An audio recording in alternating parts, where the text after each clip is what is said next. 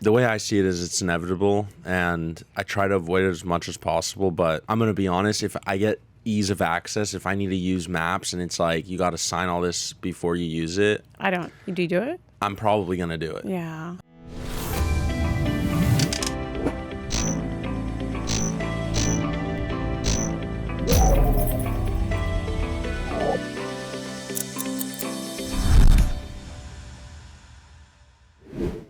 All right, let me play devil's advocate here because I always do this with myself. But it's like, I don't know. I don't ever foresee myself doing anything that could be, criminal or whatnot. Obviously, wait, what did we do yesterday? We'll tell you after you tell it. Go ahead.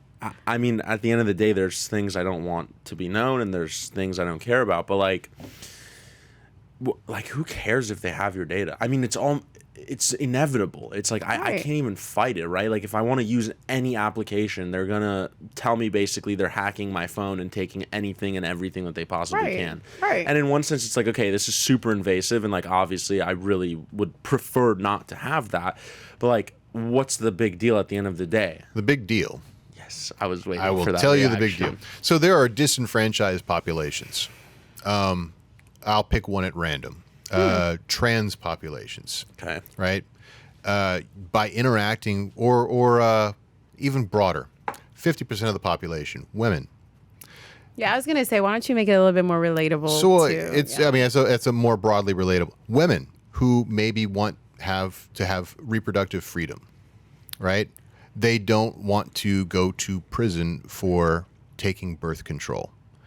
Certain states in America have really bizarre rules about what birth control is allowable. You can't have like the morning after pill or something like that.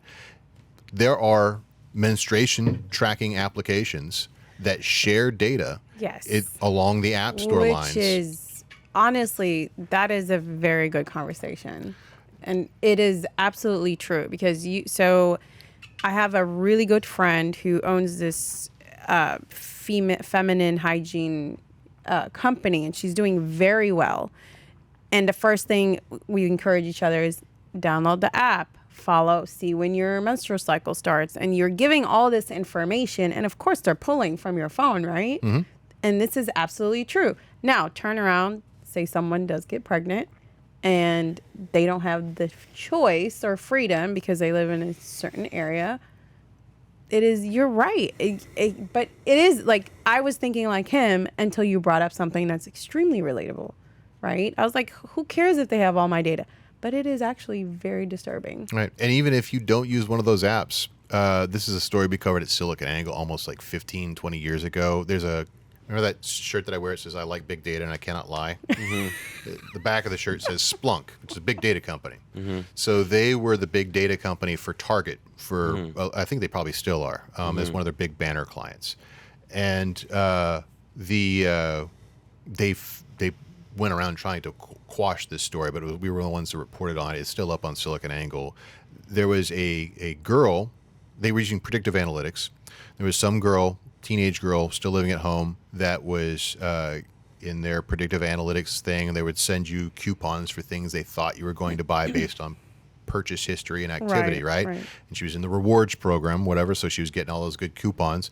And they found out that she was pregnant based upon what her purchase history was, and it matched other expectant mothers. Oh my God. Sent her coupons for all this like pregnancy and expectant mother stuff before she even knew she was pregnant, and certainly before her parents knew she was pregnant. Wow, I never even paid attention. So even if you don't have one of those tracking applications for your cycle, there might be other patterns in behavior from your search history, from your browsing history, from things you hit like on TikTok, that predictive analytics could figure out, things about you that could expose you in a way that you don't expect. That answered our question. Well, let me keep playing devil's advocate. So other than it being extremely invasive, which is horrible, I mean, what's the big deal? They know I'm pregnant. I'm getting more coupons for my pregnancy. Right. But like, for example, Texas, you're not allowed. Right. We don't have any abortion rights here. So if I go to another state to get an abortion, and then they can go back. Yeah. You know what I mean?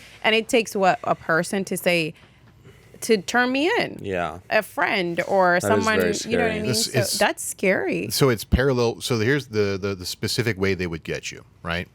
It's called parallel reconstruction. They've done it, like the most famous case that we've talked about on here that they've done that with is Ross Ulbricht, right? They parallel reconstructed him, pinned him for doing, NSA had all this data, but NSA is not allowed to spy on American citizens.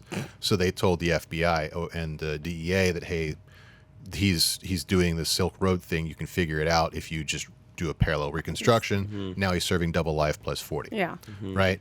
So they can get access to your data by doing data requests or simply buying it from Facebook and Google from their ad platform. Yeah. And then they can say, okay, well, it looks like she definitely was pregnant, but like it's been more than 9 months and didn't have the baby, so an abortion happened. So they can do parallel reconstruction and figure out, oh, when did she leave the state? Well, we can look at our maps history. Yeah. See, she drove to Oklahoma. That's scary. That's freaky. That's scary. Or she could have miscarried. Right. But, you know, Stress. They want to get Bills. you for abortion. Yeah. They're gonna Yeah, get you. they're gonna. But that's God. They need to focus on other things. There's too many things happening in the world for them to go worry about who's not having a child, But that's or who's having a child. But that it's always going to be something, right? It's always going to be something. So if we decide to get sane about reproductive rights in America uniformly, we're going to be insane about some other silly things, and it's good because you always have to other somebody in politics. One of my favorite movies of all time, and even to this day, is The Truman Show. I don't know if you've ever seen it. Of course. Have you seen it? I have not. I know what it is. It's older, Yeah. but might be older than you. How old are you? Yeah, no, it definitely is. But 2000. It's kind of like the Barbie movie. I didn't see the Barbie. No, it is. Well, I didn't see the Barbie movie. Kind I'm of. just trying to give Mark something to relate to. Thank you, Soto. Dang. Wow. Thank you. Dang. But I feel like it was kind of professed. Like Yeah. it was just and I was a kid when I saw that. I was just like, this is too real. Yeah, I It's mean, real. the way I see it is it's inevitable, and I try to avoid it as much as possible, but I'm going to be honest, if I get ease of access, if I need to use maps and it's like you got to sign all this before you use it, I don't. Do you do it? I'm probably going to do it. Yeah. Hey, thanks for watching The Merge. We've got a ton more stuff for you to watch on YouTube, on Instagram, on TikTok, everywhere. Check us out.